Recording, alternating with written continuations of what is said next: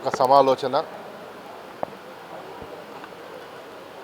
ఫిబ్రవరి నెలలో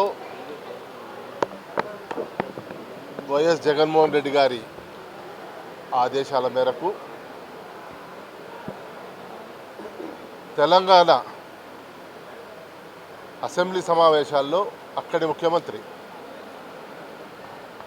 నేను చెబితేనే రాయలసీమ లిఫ్ట్ ఇరిగేషన్ కార్యక్రమం అనేది ముందుకు సాక్కోకుండా చంద్రబాబు నాయుడు గారు ఆపేశారని చెప్పి తెలియచేసిన దరిమిలా ఆ ప్రాజెక్ట్ కార్యక్రమాలు నిలబడిపోయిన తర్వాత ఒక రాయలసీమ అయితేనేమి, గ్రేటర్ రాయలసీమ ప్రాంతాలైన ఒంగోలు కావచ్చు, నెల్లూరు కావచ్చు, ఈ ప్రాంతాలన్నిట్లో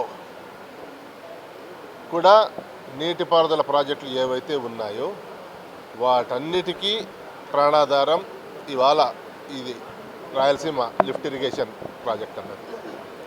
ఎప్పుడైతే చంద్రబాబు నాయుడు గారు రేవంత్ రెడ్డి గారితో ఒక చీకటి ఒప్పందం చేసుకొని ఒప్పందం దరిమిలా, ఎందుకంటే గతంలో ఓటుకు నోటు కేసులో కేసీఆర్ గారు తరిమేస్తే 10 ఏళ్ల పాటు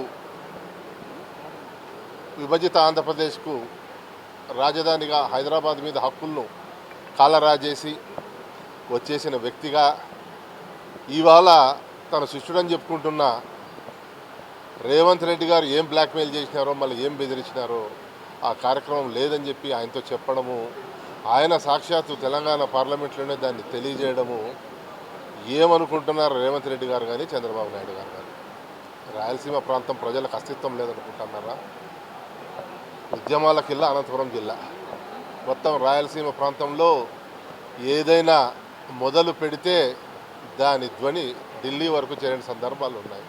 ఈరోజు మన ప్రాణాధారమైన ప్రాజెక్టులన్నిటికీ గల ఆధారం ఏదైతే ఉందో దీనికి జగన్మోహన్ రెడ్డి గారి ఆదేశాల మేరకు పోతిరెడ్డి పనులు మొదలు పెట్టాం కార్యక్రమం. అక్కడ పెద్దలు సజ్జల రామకృష్ణ గారు, పెద్దలు పెద్దిరెడ్డి రామచంద్రారెడ్డి గారు అందరూ అక్కడ శ్రీకారం చుట్టారు. ఫిబ్రవరి నెలలో, మార్చి నెలలో ఈ కార్యక్రమం ఎలా ముందుకెళ్ళాలని చెప్పి కడప జిల్లాలో ఒక సమావేశం చేసుకున్నాం. దాని తర్వాత అందులో భాగంగానే మొన్న 7వ తేదీ తిరుపతిలో ఉమ్మడి చిత్తూరు జిల్లా సమావేశం చేసుకున్నాం. అందులో భాగంగానే ఇవాళ ఇక్కడ ఈ సమావేశం. కార్యాచరణ ఏమి చేయాలి, ఎలా ప్రజల్లోకి వెళ్ళాలని మరొకసారి తెలియజేసుకుంటా ఉన్నా అనంతపురం ప్రజలందరికీ. ఇది ఉద్యమాలకు వెళ్ళి అనంతపురం జిల్లా ఉద్యమం ఎంతటి తీవ్ర స్థాయిలో ఉంటుందంటే సమైక్యాంధ్ర సమయంలో సాక్షాత్ కేసీఆర్ గారే మన కితాబ్ ఇచ్చారు. ఉద్యమం జరిగితే అనంతపురం జిల్లాలో జరిగినంత స్థాయిలో చేయాలి అని.